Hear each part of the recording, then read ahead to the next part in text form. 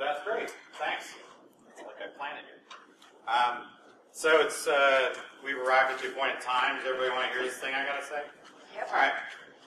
So my name's Jason, and I'm here to talk about responsible disclosure, not from a perspective of the person receiving the phone call. I'm going to talk about it as a researcher that found a thing and had to call a company that was not ready for that, and all the pain associated and the things that you could do to make that a lot easier.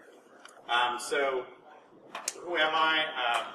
Like I say, my name's Jason. I do a lot of stuff with Hackers for Charity. I live in Hilliard, so me and a couple of guys that have farms are doing this Hackers with Tractors thing. Mine's a DEFCON deer. I kind of want to do a repair hack on it, but it's new. I started hacking websites in about 1998, so just after Bill did, I guess, since he said he started in 97. My wife was a web developer. She told me this guy, Bob O'Neill, broke her web app. And I said, how'd that? What do you mean? And she's like, well, it's because of the apostrophe. And I was like, apostrophe what now? And I threw apostrophes at every website I could for a long time. I'm an educator. I do a lot of charity work with Hackers for Charity. I spend a lot of time in Africa and do things that I like to do there. I did this talk for my boss, and he said, first of all, there's not enough Star Wars in this thing. So right away, you got to know this talk doesn't have enough Star Wars. If you're looking to hire, anybody here hiring?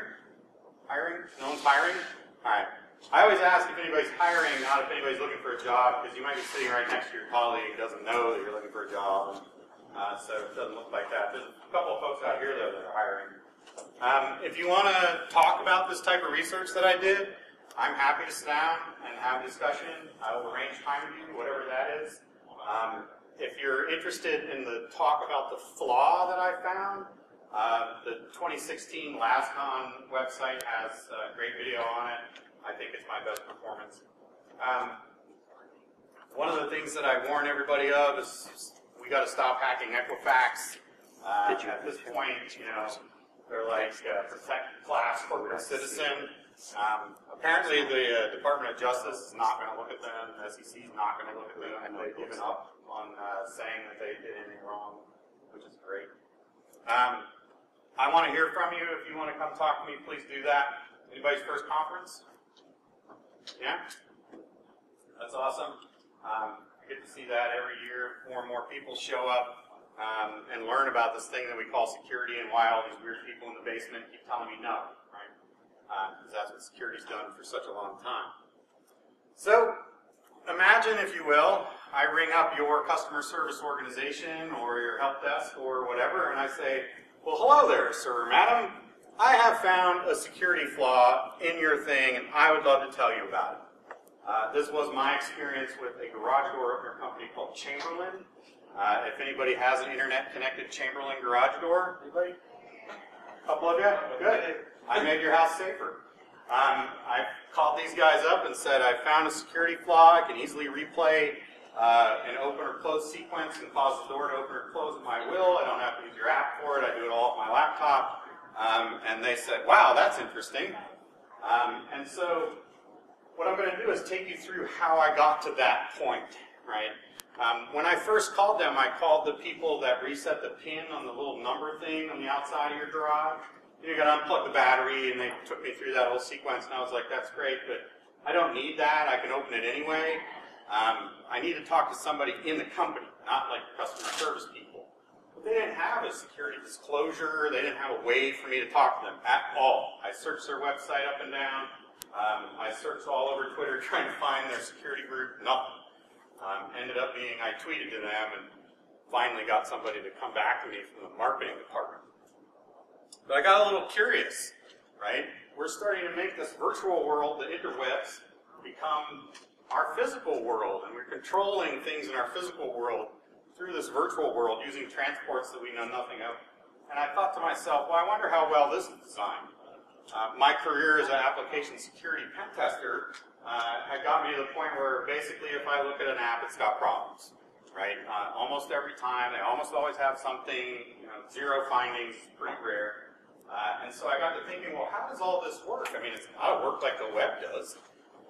And so I started really looking at it, and I started asking myself, what other things? Have you tried closing the app and opening it again? No, I didn't try.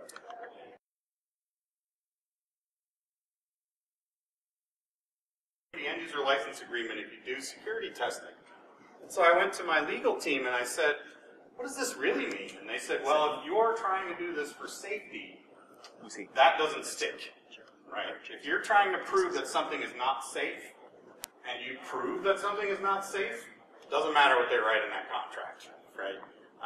Because safety's always going to trump everything else. And I was like, oh, okay. What if they find something, right? Well, there's two kinds of people in this world, right? People that can extrapolate the end user data. So, how do you get yourself prepared? Step one, who am I going to call? Who do I talk to? That's good. In Chamberlain's case, there wasn't a thing. It took me weeks to get through the customer service department, through angry tweeting, right? Until finally somebody called me back and said, hey, we're really interested in knowing more about this. You seem to be someone that we can find on the internet that does this sort of thing. So what's up? But how are they going to get a hold of you? Well, Twitter is probably the first place it's coming, right? So if you have whatever your company name is, you can just put a little underscore and put security on there, and that's pretty easy to find, right? So I may be looking for your security team. Maybe you have some website contacts, right? Everybody registers their domains as fake people. They're always admin at some domain somewhere. And so looking at the DNS records, I'm probably not going to find something, but if you have something in your website, right, maybe that'll be easier. Or establish some general emails, right? Sales, abuse, webmaster, whatever that thing is, security team, incident response, who cares, right? But if you don't have one of these things, and you make it too hard, you get something like this, right? Hey, Apple support, did you notice that I can just log in as root by hitting the space bar a bunch of times or whatever? This is not the best way to do responsible disclosure, and as industry, we've decided, I tell you, you get a minimum of 30 days, and then I start talking about it, right? I try to help you in that process, all those sorts of things. This had no responsible disclosure in it, right? And immediately, when all of the security pros started ridiculing this guy, they said, well, he wouldn't be able to find the security team. Jason, you talk about this, how hard it is. If you search for the term security on Apple's website, a pop-up drops down and says, are you trying to report a security flaw? Right? They're very good at this. They don't want people to know. So everybody's got to know what to do in the organization. Right? Everybody has to have a good understanding of this. But we've got no standards. There is zero standards. Right? We've all agreed that putting the JSession ID inside the URL as it's requested is a bad idea, and we took that out and put it someplace else. We all agreed on that, but nobody had a meeting about it, right? But we have no standards for how do I tell you that you have a flaw, and there's lots of places that have them. And then if they get through, you probably don't have policies, you probably don't have procedures to take you through this. So I hearken this to a bomb threat, right? I call you to tell you that I'm going to blow up your building. Well, the FBI has doctrine on this, right? This is all the form that you should fill out if you have a bomb threat called into your organization. I'm not saying that this is a life-impacting thing like that. What I'm saying is you probably have a book somewhere with this in it, right? As a procedure, somebody knows about it, maybe. But is this really what you need? Do we need to fill this form out? This is what the FBI recommends, and if you read this document, it wants to know way more about the caller, where they're from, what their motives are, right? They're trying to do a psychological profile, right? Because that's their goal, to figure out who this person is. Your goal should be get everybody out of the building. So you have to have a good procedure that goes along with this sort of thing. So it turns out there's a few of us out there that actually are looking at this and trying to figure this out. And we've come up with some ideas. One of them is security.txt, right? There's a robots.txt on your website. Why not a security.txt on your website? If you're going to report a security problem, report it to me here. Base64 encoded if you want it to look fancy. Whatever it is that you want to do. But basically, you need to make it simple for me to tell the right people as fast as possible, right? So if you listen in here and I ping some giant alias, there should be somebody listening on the other end, a SOC or whatever. Hey, since I'm messing around with your website, I'm probably doing it through a proxy. I'm probably able to read all of the things that your website is sending back or the browser's not showing me. In this case, this is the Etsy store. The Etsy store, in my opinion, one of the best security organizations ever built. They do 30 releases per day to their platform. They roll forward on any security problems. It's the craziest environment I've ever seen. They're really good at this stuff. But look right inside of here, there's an X recruiting header. Is code your craft? Here's where our careers page is. Why not an X security problems header? Right? Those X headers don't matter. And I'm going to be reading them anyway. So since I'm here, you can show that to me. Or if you want to go humans.txt, right? Throw that up there. This is what a robots.txt looks like. It's telling the robot you can't go here, you can't go there, but it's just a text file, right? And the robot may or may not listen to this. Those Ukrainian Google search engines, they don't care as much as the US ones. Usernames, splat, maybe error messages, error codes. Maybe if you find a vulnerability, here's how you report it. You can put a lot of information in here. Now, granted, that's going to get spam, right? So you may want to do some encoding or something like that. A good researcher that's playing around on your website, in the absence of data, is going to be frustrated. In the presence of data, give me a challenge. Right? Oh, hey, you found something. Break this code, right? I'll happily go do that. It'll be fun. What if your 800 number is plastered all over everything? Imagine your BMW, right? Only way I can get a hold of BMW is to call my dealership, and for sure they don't know what's wrong with that security flaw in my car. So I'm going to call the customer service number in the manual, right? They need to know what happens. Some rewards-based drilling might be a good idea here. Are you here to call? Are you reporting a security incident to me, or something like that, so that they understand that it could very well be I'm calling you and I need to get a hold of somebody else, and it's not, how you change the oil in this car. It's probably somebody else deeper in the organization, product manager or something. So finally, I get to this product manager. And I'm super excited because I now have somebody that can affect change in this application. I now have somebody on the phone that is going to fix the thing that is making my house unsafe. Right? And so I explain, I can get into the house. And in the Midwest, a lot of us come and go from our house through the garage door.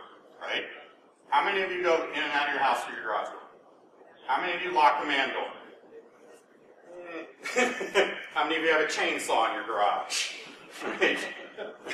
I can go right through that door.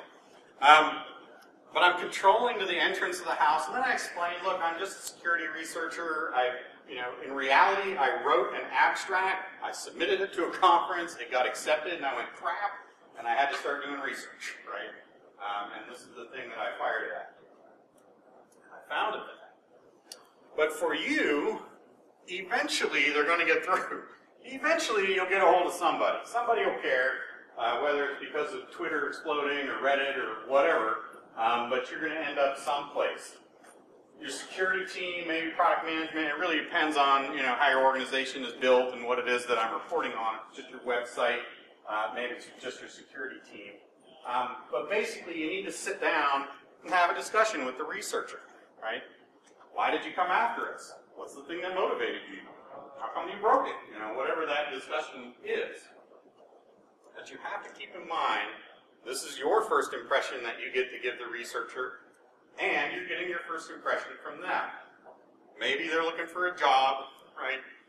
Maybe they just don't like cross-site scripting. It really kind of depends, right? But you need to react carefully. And so what you're probably going to do is something like this. Step one, go get me a lawyer, right? Now, as a security researcher, I don't want to talk to a lawyer. I got nothing in common with a lawyer. I don't really want to be involved with a lawyer because they're probably going to say things like cease and desist, right? But I already already did it. I can't really desist. I've done it. But I might have a discussion with you about how long it is before I start saying your name, right? And things like that. And if you want to get really angry with me, I have no legal bounds to be quiet. Right? I can just say whatever I want. And that guy at Apple proved it, right? But you could have an adult discussion with them and maybe try to figure out what it is that you want. Jan Ahlberg is this guy in Finland. Finland has no laws on hacking. So he spends all day running security scanners on websites on the internet. Yes, yours, right? And if he finds cross-site scripting, he's going to contact you. And he's going to say, you have cross-site scripting on your website. What he's not going to tell you is the minimum is, if you go fix it in 30 days, the minimum is he tweets, thank you for fixing your cross-site scripting vulnerability, right? That's the minimum. The maximum is, in 30 days, he starts talking about it an awful lot, right? But Jan's goal in life isn't to name and shame. Jan's goal in life is to get rid of cross-site scripting. He hates it, right? He got malware on his machine. He's really aggravated by it. It came from cross-site scripting on a website. You know, he's just trying to get rid of it. But calling the lawyers is not a good first step. Maybe a second step. Maybe if the researcher goes, sideways on you, yeah, get the legal team involved. But first, let's just try to figure out what's there. And then what happens is we enter this concept of change, right? The app's got to be changed, or your attitude's got to be changed. The fact that you answer the phone differently has got to change. And anytime there's change, we can go through something called the Drek curve. This also applies when somebody dies, right? First we deny it, and we're really resistant to the fact, and then eventually we commit to, yes, that's a thing, and then explore, right? How can I get past this? And your organization will go through this Drek curve. Excuse me, I have found some kind of problem, right? And what's the first thing that happens? People run themselves right to Lake Victoria in Africa and try to find denial, right? And denial's probably not going to take you very far, right? Though in this case it'll take you pretty far north and out into the Med. But the way you know that you're in denial is you will say this to the researcher. Boy, that seems hard to do. Yes, it was. Took me months. Right? Or maybe it took me minutes. I don't know. It doesn't change the fact that I found it, right? I mean, you could deny that it exists, but it's there. I found it. I'm reporting this to you. I opened the door, guys. Let's remember that, right? And what this does is this creates tension with the reporter. This is one of those points where you can make this better, and you won't, right? Your organization will say, that's tough to do. Or in this case, the way I was doing the testing, you had to go install a cert. Just to do SSL script and stuff, to make it easier for them to understand, you had to go install a cert, and they were confused by it, and it was confusing for them, and they said, this is really hard to do. Nobody would do this. Why would they? Right? And I said, well, you sell these at Home Depot. People buy them all the time, and if I wanted to get into one of the doors, I would do this, right? Keep it in mind, right? Bottom line, calling my research impossible or difficult or whatever, that's insulting. I spent a bunch of time on this. Please don't insult me, right? So what should you do? Well, understand the motivation. At a minimum, make a t-shirt for them or something, right? Send them some flowers. Who knows? But what you want to do is understand, are they trying to get a job, right? Like when the company I worked for had Jan call them and say, you had cross-site scripting, they put me on the phone with him, and I was like, what do you want out of this? And he's like, less cross-site scripting. Like, go fix it. Right? And I was like, well, you want me to send you a t-shirt or bug bounty, what do you want? And he was like, less cross, go fix it. Like, that's all he wanted. But you might talk to a researcher that says, I've got your data, and I'm going public with it, right? This recently happened to one of those ride-sharing organizations. You may have heard of them. Uber got a phone call from a researcher. I have your database. Uber's response was, we'll just pay you off, and we'll say that it was a bug bounty, though they had no bug bounty program at the time. So they spun one up and then paid him immediately out of it, right? Well, what did he do? As soon as somebody asked him about it, he was like, yeah, that was me, man. I got $100,000 from those guys. you're never going to be able to be in control of this thing. But if it's extortion they want, then it's the police they should get, right? Call the cops. Call the authorities. If they start saying, we need to pay me, that's outside of your scope, right? You've already lost control of the stuff. Get a hold of those guys. What'll end up happening after you tell them everything, you'll have a meeting, may go good, may go bad. In my case, the lawyer was there and there was a product manager there. And they said, well, what we're going to do now is we're going to go away and make sure that this actually is a thing, right? And so as a researcher, I was like, sweet. I got a hold of them. I told them the problem was there. They now believe the problem is there, and they're going to go validate that thing. They're not, right? As a researcher, I know they could care less about the meeting they just had. They got another one to go to. Who knows if they're ever going to do anything with this. And for weeks, they were away validating my findings, right? On a proof of concept that I sent them, click, click, click, right? It's a trap, right? And don't trap your researcher like this. If you're going to take weeks, if you're busy, if it takes a while, explain that to them, right? Keep in mind, we've all sort of agreed the clock is now ticking. You have 30 days to fix it, right? Not just tell me you validated it, to fix it, right? And so silence is not always golden, right? Silence can be, you're ignoring me, right? Silence can tell the researcher that you don't care as much about your thing as they do, right? And that could mean that I'm going to start caring about it a lot more, right? I basically stopped my research as I reported it to them. I didn't go look for a more efficient, more effective, faster, better way. I just knew I could do it and could do it whenever I wanted. So I asked for a meeting as we were approaching the end of the time because I'd written a whole big slide deck on this. I was presenting it at a conference, and I needed to know, is it going to say Chamberlain or is it going to say redacted in those slides? And I wanted to have that conversation with them because it could very well be that this is a difficult problem for them to solve, and I'm perfectly fine with that's the answer. I'm still talking about it, and it's a well-known garage door opener company, but I'm not going to mention your name. 3 weeks I went unanswered. At one point, they finally got back to me and said, hey, it's CES week, and we're super busy, right? And so finally, my response to the, hey, it's CES week, we're super busy, was LASCON is next week, and I'm using your name, right? It's been 60 days at this point. I'm going to say your name. And they asked, please give us a little bit more time. And I honored that, right? This is an adult conversation. I'm happy to have those. I'll even have them with children. Keep your enemies close, right? Do you want me out there trying to figure out what the next thing is I can break? Or do you want me to be there with you trying to get through this? They had lots of great questions. When they finally engaged with me, they had lots of great questions. How would you solve this problem? What would you like to see? Right? They wanted, because I understood it in a different way. But if you're going to leave your enemies away from you, they may be trying to figure out faster, better, easier ways. They may be writing a Python script that opens all the garage doors. Wouldn't that be fun to make a new with? And some people are temperamental, right? They might get mad that you're ignoring them. But my point with this is the change that should happen inside of your organization is if somebody calls you and says there's a problem, that's an incident.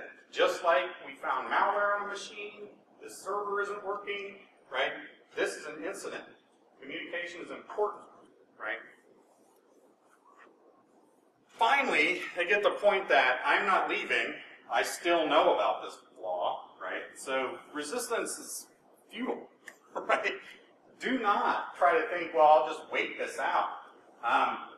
A good answer here is I see you spend some time with this. I see that you care about this. We should probably have a good conversation about getting it fixed. If you say things like, I don't believe it's a thing, you got to stop wasting my time on this, it's just going to be messy for you. And so after you get out of the denial phase, you get into this resistance phase. there's change coming, but I don't really like it, right? And so I'm going to fight it a little bit. I worked for a long time in an office building with people that were adults and people that weren't.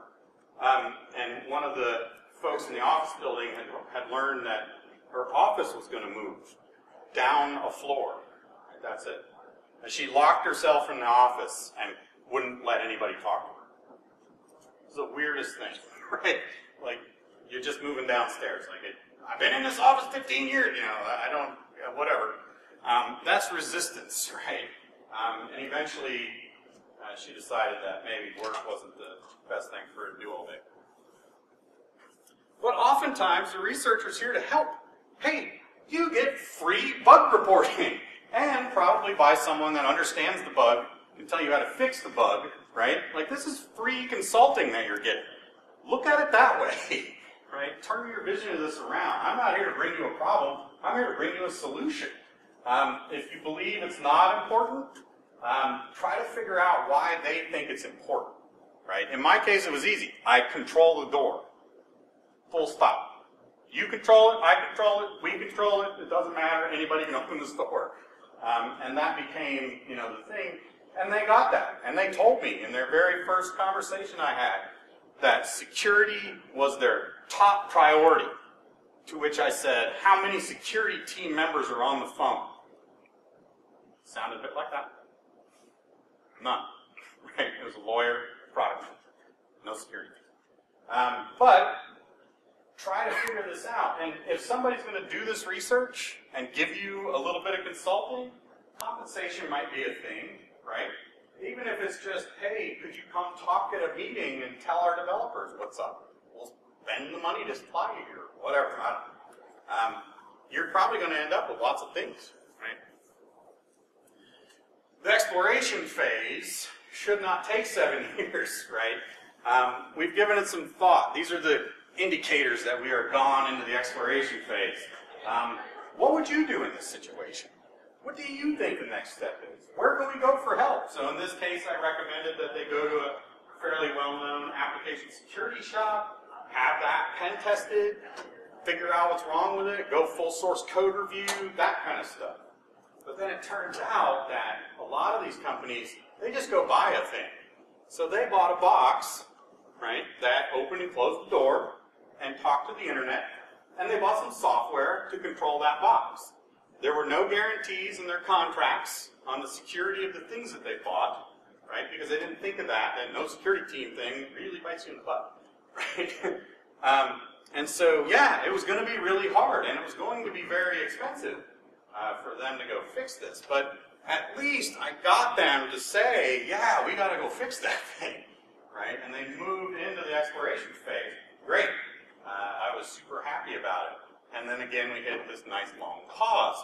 Now, I expected that. They're going to go fix it. It's going to take a while. Eventually, they'll call me back to test it. I figured. But for some organizations, simply moving forward means you got to shift into forward, right? Out of neutral or reverse, you need to get going. I'm probably going to offer solutions. In fact, almost everybody is. Some are easy to implement, some aren't. You know, if you start asking questions like, well, is your SOC receiving messages off of session IDs that don't match user controller IDs? No, right? Like, they're not getting any of that stuff. Because they don't have a SOC, and they're not monitoring it, right? So that means a suggestion. Maybe you should look at those sorts of things. Hey, maybe go get a bug bounty program and get these guys to try it. And in fact, if you guys are not members of bug bounty programs, they're free to sign up for. They pay you if you find bugs. It's great. But if you sign up for them, you can look at the programs and see there's lots of hardware manufacturers out there. Samsung SmartThings, which is one of the things I tested and found to be one of the most amazing pieces of technology from a security standpoint, they have a bug bounty out, and they've never paid because they do so much security work inside, right? They care about it like that. Because somebody wrote up this thing on turning light bulbs on and off at computer speed and having them catch on fire, right? Those are security flaws that they didn't ever want to encounter, and the reason they have bug bounty programs, they don't ever want to encounter. So they have all this stuff covered. Don't assume that you have one flaw. You have lots. This one just happens to be the one you're currently doing an incident on. But you got to understand the impact of fixing things. Crack, right? Anybody know what crack is? It's something Wi-Fi, right? Well, how many of those Wi-Fi routers have been patched? How many aren't? Right? We don't know. These are unbounded sets, right? It's really hard to figure out, and it's hard to do. Look at the car hacking stuff. Charlie Miller and Chris Valasek broke into this Jeep, Fiat, whatever company it is now, entertainment system that Harman Kardon makes. It turns out they implemented a software firewall in between the entertainment system and the CAN bus. The CAN bus controls everything on the car. So they could, over the Wi-Fi network that the car was broadcasting, get in and change stuff in the car on the CAN bus, right? Well, how do you fix that? Well, they worked with Fiat, right?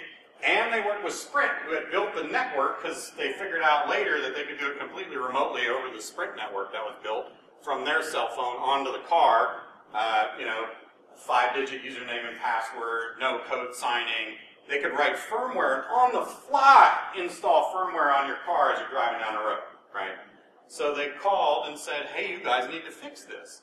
Now, is fixing that easy? Of course not, right? And if everybody brought their car to the dealership every week, this kind of thing would be simple. But none of us want to do that, and that's not why we buy cars. And so every car that came to the dealership got a new firmware upgrade. In fact, they did a recall. 1.2 million vehicles, right, needed to go back to the dealership to get a firmware upgrade to remove this firewall problem and put some code signing in. And 1.2 million vehicles recalled, something like 600,000 showed up. So what did they do? They mailed USB sticks to everybody that didn't show up. Now, Charlie didn't go, he didn't take his car in to get it fixed because he wanted to do further research on it. So he gets this thing in the mail and he's like, oh look, I could mail these around with my firmware on them, and yeah, it was a mess, right? Or what about ATMs, right? A guy named Barnaby Jack, who's no longer with us, he died at 13, figured out that ATMs had this flaw, right? And he was going to go talk about it at a conference, but he notified Diebold and NCR, hey, there's this flaw, and you guys should think about fixing it. And so they engaged the lawyers and came back to him and said, you can't talk about this. And eventually, they rolled out the firmware patch, right? But think about how many ATMs there are in the world, where they're located. Those ATMs at gas stations don't call home to see if they need an upgrade. They call home to see if you have enough money in your account to shoot the money out the front, right? And so after this all finally worked out, Barnaby was able to get up on stage and dump the ATM. But it was on firmware that was back rev and all that kind of stuff. But think about how hard it is to fix these things, right? So as a researcher, I understand that. But I also understand that you now need to build the environment to fix on the fly, right? I bet you guys aren't doing that. Right? You need to be able to push code quickly to everything. You need to be able to define everything, right? And this is tough. Eventually, your time is up, right? The researcher is now going to start talking about things. The reason you engaged the lawyers the first time is because you think you can avoid this phase, and you can't, right? They may tell you, I am following a standard 30-day disclosure and I'm talking about it. You may try to throw legal things at them, but like in Jan Alberg's case, he's not breaking the law, right? You can't go arrest him. So that makes it a lot tougher, right? So what you need to have a good understanding of is you're going to lose control of the fact that this is happening, right? And I really need you to understand that. You will, at some point, lose control, right? Uber, right? They said, everybody's going to be quiet. And the one guy said, I'm not. I'm the one that found it. Thanks for the $100,000, right? Eventually, you're going to lose control, and you're going to have to deal with this thing. Now, I'm not saying from your first meeting till this point, your whole goal should be how do we get the right press release out to discuss this thing, which seems to be what a lot of organizations do. What you need to understand is you have the opportunity to say, a researcher came to us, 6 months ago and told us that we had this flaw. We fixed it, deployed the fix, it's fixed everywhere. Thank you very much, researcher. Right? That's a much better discussion than anything else. But some things that are going to tell you that you moved right down the line a little bit is we've got some additional questions. Or could you look at this other thing for us?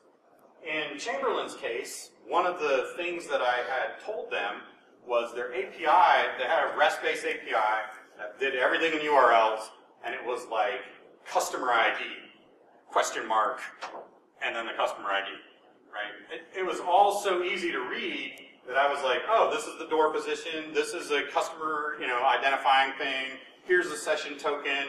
Like, it was really easy to read. And they said, well, what would you do to change that, right? Because that's obviously another step somebody's going to have to go through. And I said, well, go look at Samsung SmartThings. The way they implemented their API is brilliant.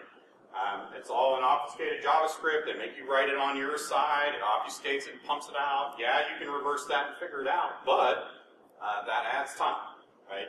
I did some time in the military on a submarine. We had a lot of classified publications that we carried around with us. And these publications were locked in safes. And the way that you can tell how good a safe is the government came up with a solution. You get an 8-pound sledgehammer and a guy with a lot of cardio, and you pound on it until it opens. It has to take at least this many hours, right? And that's how a GSA-approved safe works. Same kind of thing, right? You want them to bang on the thing, because eventually they're going to be trickier or whatever and get in, so you got to try to make it as hard as possible. Who do you recommend come look at this? How can we help fix this? Can you validate this for it? Once we fixed it, can you please try it again? Right? And that's how you know that you're moving out of that exploring phase into commitment. We're going to fix this thing. Please come check to see that we did it right. And I was super excited when they finally called me and said, yeah, we're back from CES. We're going to look at this now. Eventually, they did fix it. They've never told me though. Finally, we're going to go get to work, right? So they went back and they tightened up security, and I have that in quotes because all they did, and this was really all I wanted, was they dropped a cert onto the mobile app. So you could no longer interact with the garage door API because you didn't have the cert installed, right? So it would just reject the connection. But they did one other thing that I was pretty happy that they had done, is they penalized you if you were violating things. And this was a little bit of code that they had to write, I know. But when I was testing this, I said, I need to open someone else's garage, right? So, how many of you know someone else that has one of these garage doors? It's not me. Right. I didn't know anybody else either.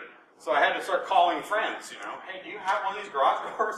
But I could only call people that I knew could install Burp and get me the information out that I needed in order for it to work. And I have a friend in California that has a house out there, and he's got the same, he's like, I got the same door.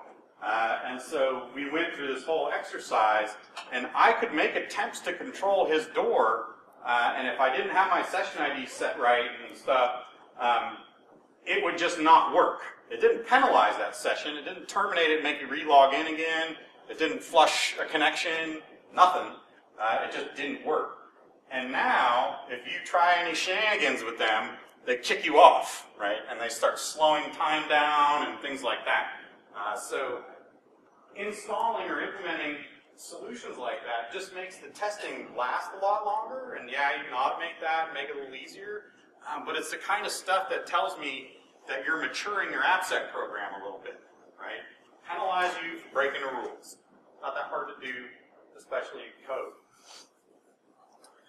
Keep in mind, when you're in the middle of an incident, you forget to look back and see, did we handle this incident well up to this point, or when the incident's over, did you look back and look at this? So when you begin working on it, right, look back at your interaction with the researcher. Try to figure out, did we do this well or not, right? It's a great time for you to pause and take a step back and look at, do we have the right things in place? Was the researcher able to get a hold of us easily? Tell us the things that we wanted? Did we believe that researcher? And as you go through that kind of process, keep in mind, there's a couple of ways you can be notified, right? There's a few folks in the room probably that have worked for DHS or no DHS. Those guys don't phone you up. They show up, right? You got a server that's doing a thing, right? The FBI is very similar. Brian Krebs is very public about the way he notifies people about your flaws, right? So if your incident response plan includes Brian Krebs as the beginning, you may want to wind that back a little bit and try to figure it out. Was this thing really helpful? And maybe did you find another flaw in this? The thing that I really wanted them to do was make it so that I had to use the phone to open and close the garage because I knew that would take a lot of the problems away. Then penalizing me, that was an extra thing, right? And that was a good idea. And I'm glad that they did that. The question that you got to ask yourself is, at any point, did you ever thank the researcher, right? In any way? Right? Chamberlain has never thanked me. They've never said anything nice, right? For DEFCON this year, I might do a T-shirt series that says "My garage door is your garage door" because of the computer one, right? But it's not like I need them to, stroke my ego and tell me I got plenty of ego to go around. But it would be nice if they would say, "Hey, that flaw that fixed everybody's garage door, thanks, man. That was really cool for you." So, in summary, know your perimeter and look at your attack points. One of the things that I've been noticing since I started doing this kind of research is organizations often don't know what they've exposed, right? You've got an API that sticks out on the internet that people can come interact with. Is it listed in DNS somewhere? I bet it is, right? Is it hosted on AWS? Is there an unguarded S3 bucket around it? That's how people are getting in, guys, right? They know your perimeter, and then they start poking at it. So understanding what your perimeter is just part of the threat model, right? Where is everything? I've been doing a lot of research and work lately around finding domains and subdomains. One of the guys on my team just wrote a really cool plugin for Burp. I'll go visit your website, and it'll tell me all the other domains that you own that are being called inside of that, and then run sublister on those domains so I can get all the subs so I can go visit them, and I just keep piling the list up bigger and bigger and bigger until eventually the scripts that I've written start telling me, here are REST endpoints, here are these kind of endpoints, right? And allows for me to more easily walk around the perimeter of an organization, figure out what it is, and then start poking. We're out there, right? We know your perimeter, you should too. Be approachable, right? That's security.txt, humans.txt, stuff inside of your HTTP headers. Any of those things are good ideas. Perhaps you should get on the researcher side. Right? Think BugCrowd, think HackerOne, Synat, Cobalt. There's a bunch of these companies that are out there. You can go sign up. I think you have to pay money to be part of the crowd for some of them. Some of them are pay to play, some of them are pay as you go. But if you run an organization or you have an organization that may have one of these things, it's not a bad idea to go get somebody to take a second look at it. Every now and then, BugCrowd drags out this guy from Pakistan, 13-year-old kid. He's one of their highest paid researchers, right? This kid's living the high life in Pakistan. They'll run around with him on a press tour or whatever. But it's not all 13-year-old kids that are banging on it. You get a whole bunch of different ones. I gave this talk, incidentally, in Charleston, and when I finished, there was this little old lady sitting in the front row. And she came, I noticed every talk that she listened to, she went running over and either had questions or comments, I don't know. And I finished, and she comes running over, and she goes, "I'm really happy that you came out." And I was like, "Oh, I thought, I didn't realize that you were one of the organizers. Thanks for having me." And she's like, "No, I'm not an organizer. I just came over to tell you that what I think you're doing is wrong." And I was like, "I'm sorry?" This isn't a reaction I've had. And she said, "Well, I've got students in the room." And she was a high school teacher, and she brought high school kids. And she's like, "They keep breaking into the network." And I go, "Are they telling you about it?" And she goes, "Yeah." I'm like, "Then you didn't listen to my talk." I want them to tell you that, right? When they stop telling you, that's bad. And I said, and a second point of this is, you heard rock music at a rock concert, and you should expect that, right? This is a security con. You're going to hear about people doing security research. That's just how it is. All right, so I gave myself 15 minutes for questions, plus, I don't know, I tend to run short. if you have questions for me, like if you want to sit down and go through this and want me to show you exactly what I did to make this all work, I'm happy to go do that. I go to a lot of conferences. If you're shy, if you don't want to talk to me because you don't like to speak to people face to face, I'll text, I'll Slack, I'll sit in the corner, whatever it is that you want to do, because I didn't get up here all by myself. A lot of people got me here. I recognize that, and I really want to get back. So please ask me questions, throw things at me, whatever that is. A lot of love to the BSides staff here. Volunteers that come out early in the morning and do their thing, all the way through to taking us out to dinner tonight or to the bar.